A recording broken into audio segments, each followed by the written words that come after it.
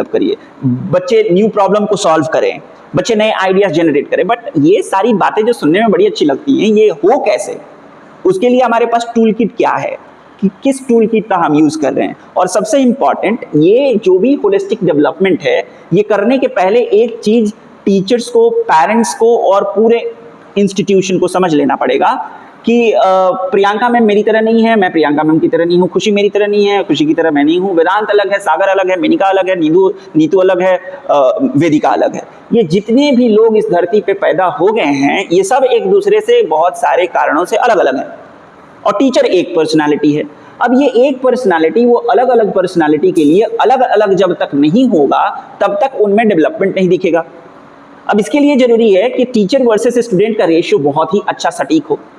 अगर आप 10-15 बच्चों से ज्यादा अगर लोड है किसी एक टीचर पे, तो जितनी भी कहानियां न्यू एजुकेशन पॉलिसी कह रही है, जितनी भी बातें होलिस्टिक डेवलपमेंट का कह रहे हैं, वो फेल हो जाएगा। आप चाहे कहीं भी पढ़ा लीजिए। मैं इसलिए कह रहा हूं क्योंकि मैं डीपीएस आरके पुरम दिल्ली, वर्ल्ड का सबसे बड़ा स्कूल सीएमएस, इन सारे बच्चों को लखनऊ में, साउथ दिल्ली में, ग्वालियर में नील वर्ल्ड स्कूल, और अब मैं यहाँ आके अपना प्रोग्राम स्टार्ट किया है। तो मैं बता रहा हूँ, मैं ये दावे से कह सकता हूँ कि बच्चे के लिए अगर रेशियो ठीक मेंटेन नहीं है, तब तक बच्चे का कैलेंडर मेंटेन नहीं होगा। अगर बच्चे का कैलेंडर मेंटेन नहीं है, तो बच्चे का कोई डेवलपमेंट नहीं होगा। बच्चा भगवान भरोसे आगे बढ़ रहा है, अपने पेरेंट्स के आशीर्वाद से आगे बढ़ रहा है, क्योंकि फैमिली में अगर ऐसा माहौल है कि बच्चा बहुत अच्छा सीख सकता है, तो वो सीख जाएगा। अगर ये बात सही नहीं होती, तो 40 बच्चों के भीड़ में सिर्फ 10 बच्चे ही टीचर को याद रहते हैं, बाकी के 30 बच्चे फीस भरने के लिए। ना पेरेंट्स जाके स्कूल में पूछते हैं कि मेरा बच्चा क्या सीख गया, एक पेरेंट्स नहीं जाके पूछता है। पीटीएम का मतलब होता है कि किसकी कितनी फीस बाकी है। पेरेंट्स की ये गलती है कि वो जाके पूछते नहीं स्कूल में कि मेरा बच्चा इस महीने क्या सीख गया। तो अगर टीचर बोलते हैं ये नहीं सीखा, तो उसका कारण क्या है सर? किस कारण से नहीं सीख पा रहा है, और हम क्या करें जिससे ये सीखने लगे?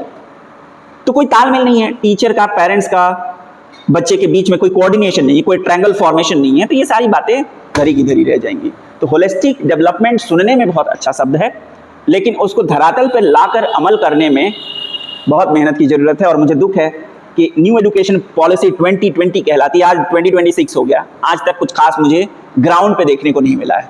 हमारे बच्चे फ्रस्ट्रेट हो रहे हैं। इमोशनल डेवलपमेंट तो ऐसा है कि बच्चे मरने तक को तैयार हैं, आप ज़्यादा परेशान करेंगे तो अब ये सीरियस कॉल है, पेरेंट्स को भी ये लेना पड़ेगा, ताकि ये पता चले कि बच्चे के साथ वो क्या कर रहे हैं। क्योंकि आने वाला 10-15 साल बाद कैसा होगा, कोई भी लिख के मुझे नहीं दे सकता है।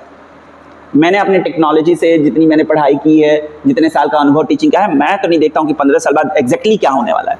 तो अभी बच्चों को ये तो समझ में आना चाहिए कि कोई भी रटने वाला चीज़ तो उनके काम नहीं आने वाला है। Thank you so much.